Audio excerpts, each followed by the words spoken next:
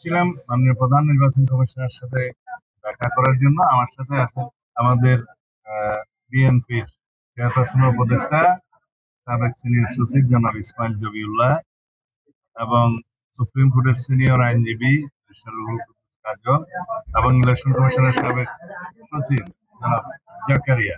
আমরা কিছু গুরুত্বপূর্ণ বিষয়ে এবং কিছু আইনি বিষয়ে, আচরণবিধির কিছু বিষয়ে আমরা কথা বলতে এসেছিলাম। কয়েকদিন আগে আমাদের সিনিয়র নেতা স্ট্যান্ডিং কমিটির মেম্বার জনাব নজরুল ইসলাম খান এসেছিলেন আরো একটি গুরুত্বপূর্ণ বিষয়ে, পোস্টাল ব্যালটের বিষয়ে আপনাদের সাথে কথা হয়েছে।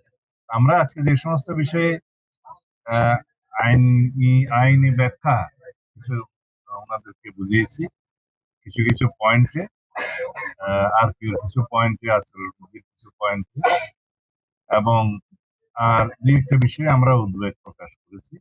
এগুলো তাদের সাথে আলোচনা হয়েছে। আমার মনে হয় এর বেশি কিছু বলার নাই। তারা এগুলো বিবেচনা করবেন কমিশনে বৈঠক করে, সেটুকু আশ্বস্ত করেছে। এগুলো পুরান বিষয় আবার বলতে হয়। এই যে পোস্টাল ব্যালট যেগুলো প্রবাসীদের জন্য পাঠানো হয়েছে, আমরা বলেছি আগের মতোই উদ্বেগ প্রকাশ করেছি। এখানে সঠিকভাবে বিবেচনা করা হয়নি। যারা এই পোস্টাল ব্যালট প্রণয়নের কাজে ছিল এবং প্রেরণের কাজে ছিল বা এগুলোর বিষয়ে যারা দায়িত্বপ্রাপ্ত ছিল, তাদেরকে ব্যাখ্যা দিতে হবে, ইলেকশন কমিশনকে ব্যাখ্যা দিতে। এবং এখন যে সমস্ত পোস্টাল ব্যালট গুলো আপনারা দেখছেন বিভিন্নভাবে সোশ্যাল মিডিয়াতে ভিডিও আকারে আসছে, এক একটা বাসায় 200-300 করে ব্যালট পাওয়া যাচ্ছে, কোথাও কোথাও জব্দ করা হচ্ছে, কোথাও কোথাও এখনই ভোটিং শুরু হয়ে গেছে, যেটা 22 তারিখে হওয়ার কথা। এবং কোথাও কোথাও বলছে একজনের নাম্বার দিয়ে আরেকজনের পোস্টাল ব্যালট গ্রহণ করছে। এইভাবে অনেক কিছু নিয়ম হয়েছে। যেহেতু বাংলাদেশে প্রবাসীদের ভোটদানের এই নিয়মটা এই প্রথম এক্সারসাইজ হচ্ছে, এখানে কিছু ভুলভ্রান্তি থাকতে পারতো। তবে যে ভুলভ্রান্তিটা হচ্ছে এখানে, আমরা ভিক্টিমাইজড, আমরা ক্ষতিগ্রস্ত হচ্ছি এবং একটি নির্দিষ্ট রাজনৈতিক দলের পক্ষ হয়ে কিছু কিছু এখানে কাজ হয়েছে বলে আমাদের ধারণা, এবং সেটা প্রকাশিত হয়েছে। আসলে ধারণাও নয়, সেটা প্রমাণিত হচ্ছে। এখন আমরা বলেছি এই বিষয়ে আপনাদেরকে পরিষ্কার ব্যাখ্যা দিতে হবে। এই প্রবাসীদের কাছে যে সমস্ত ব্যালট পাঠানো হয়েছে, কিভাবে পাঠানো হয়েছে, তারা কিভাবে ভোট দিবে, ওখানে কিভাবে স্ক্যান করবে, আর এক জায়গায় যদি 200-300 ব্যালট পাওয়া যায় সেক্ষেত্রে কি ব্যাখ্যা দিবেন, পররাষ্ট্র মন্ত্রণালয় কি ব্যবস্থা নেবে, এই সমস্ত বিষয়ে আমরা আলাপ করেছি। তারা তাদের ব্যাখ্যাটা দিবেন আপনাদের কাছে। আমার মনে হয় আজকেও দিতে পারে, কালকেও দিতে পারে, তাদের সময় মতো দিবে।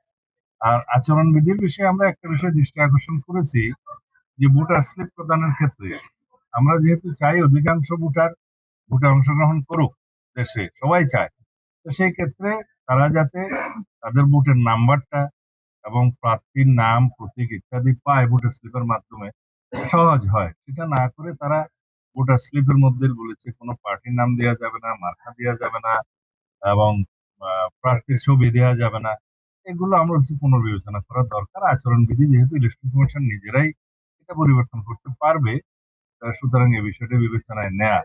কারণ প্রত্যেক প্রার্থী ভোটার স্লিপ দিবে, ভোটার স্লিপ পেলে ভোটার নিজে চিন্তা করবে কোন দিকে দিবে না দিবে, বাট তার জন্য সহজতর করা এটা উচিত। আমরা নির্বাচনকে যেন কঠিন না করি, সহজতর করি এবং অধিকাংশ ভোটার যেন ভোট দিতে পারে। আরো দুই একটি বিষয় আমরা আলোচনা করেছি, সেটা প্রেসে বলা ঠিক হবে না। আমার মনে হয় আমাদের উদ্যোগগুলো আমরা জানিয়েছি, আলোচনা করেছি। আর যে সমস্ত বিষয়গুলো এখন আপিল শুনানিতে চলছে, এই বিষয়গুলো যেহেতু অনেকটা আমরা বললে এটা সাবজুডিস হবে, সেই জন্য আমরা এখানে আলোচনা করছি না। আমাদের লয়ার আছে, উনি এগুলো অ্যাড্রেস করবেন। আমার মনে হয় আমার আর কিছু বলার নেই।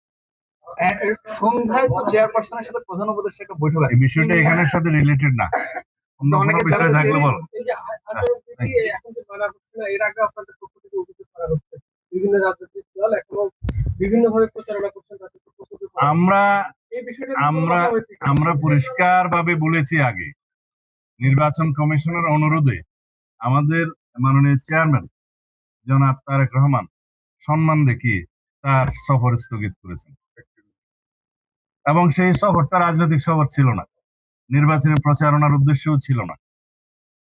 2024 সালের গণ অভ্যুত্থানে শহীদ, তাদেরকে বিনম্র শ্রদ্ধা জানানো, কবর জিয়ারত করার উদ্দেশ্যে ছিল। আমরা আচরণবিধির কারণে নয়, নির্বাচন কমিশনের অনুরোধে সেটা আমরা স্থগিত করেছে। এখন বিভিন্ন রাজনৈতিক দলের গুরুত্বপূর্ণ নেতারা বিভিন্নভাবে যে সমস্ত বক্তব্য দিচ্ছে এবং সেটা ভিডিও পাওয়া যায়, তাতে করে নির্বাচন আচরণবিধির লঙ্ঘন হচ্ছে। কিন্তু এই ব্যাপারেও আমি দেখছি যে নির্বাচন কমিশন নির্বিকার। তা আমরা আশা করব তারা এগুলো অ্যাড্রেস করবে। এবং আমরা একটা গুরুত্বপূর্ণ বিষয় আজকে আপনাদেরকে বলা উচিত, তা হলো পোস্টাল ব্যালট দেশের অভ্যন্তরে সবচেয়ে বেশি ব্যবহৃত হবে। সেজন্য আমরা বলেছি যে সমস্ত নির্বাচনী এলাকায় যে কজন প্রার্থী থাকে তাদেরই তো মার্কা দিয়ে নাম দিয়ে ব্যালট হয়, সেই একই ব্যালট যেন সংশ্লিষ্ট নির্বাচনী এলাকার পোস্টাল ব্যালট হিসেবে ব্যবহার করা হয়। এ ব্যাপারে আমরা সুস্পষ্ট আমাদের প্রস্তাব দিয়েছি, কারণ সমস্ত মার্কাগুলো দিয়ে তো পোস্টাল ব্যালট সব কনস্টিটিউয়েন্সিতে পাঠানোর প্রয়োজন নেই এবং সেটা দেশের মধ্যে সম্ভব নয়। আমরা প্রত্যেকটি নির্বাচনী এলাকার ক্ষেত্রে সংশ্লিষ্ট সকল প্রার্থী যারা থাকবেন তাদের নাম এবং মার্কা সহকারে যেটা ইউজুয়াল সাধারণ ব্যালট হবে, সেই একই ব্যালট প্রত্যেকটা নির্বাচনী এলাকার পোস্টাল ব্যালটের ক্ষেত্রে ব্যবহারের জন্য আমাদের একদম স্পষ্ট প্রস্তাব আমরা দিয়ে গেছি। আশা করি সেটা তারা গ্রহণ করবেন, যেহেতু এটা যৌক্তিক।